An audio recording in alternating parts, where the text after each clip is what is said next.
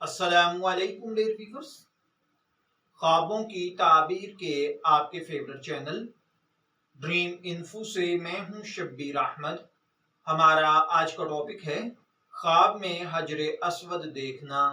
اگر کسی بھائی بہن نے خواب میں حجر اسود دیکھا ہے تو اس کا مطلب ہے اللہ تعالیٰ آپ کو حج یا عمرے کی سعادت سے مالا مال فرمائے گا۔ خواب میں حجر اسود کو توڑنا لوگوں کو اپنی رائے پر جمع کرنا ہے۔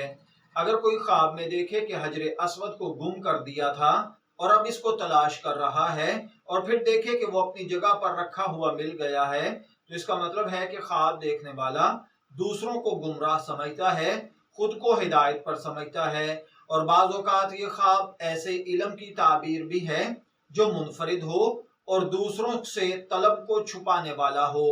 کسی نے خواب دیکھا کہ اس نے حجر اسود کو ہاتھ لگایا تو اس کا مطلب ہے کہ اللہ تعالیٰ آپ کو نعمت، آسانی، سہولت اور خوشیوں بھری زندگی دے گا۔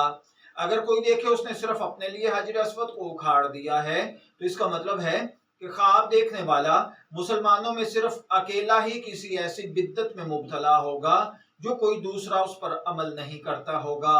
خواب میں حجر اسود کو اپنی جگہ سے نکلتے ہوئے دیکھنا دوسروں کو گمراہ کرنے کی تعبیر ہے۔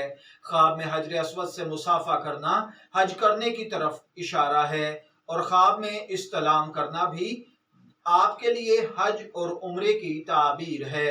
میں دعا گو ہوں اللہ تعالیٰ آپ کے خواب کو آپ کے لیے اچھی تعبیر عطا فرمائے۔ شبیر احمد کو اجازت دیجیے، پھر حاضر ہوں گے کسی نئے خواب کی تعبیر کے ساتھ۔ تب تک کے لیے اللہ حافظ۔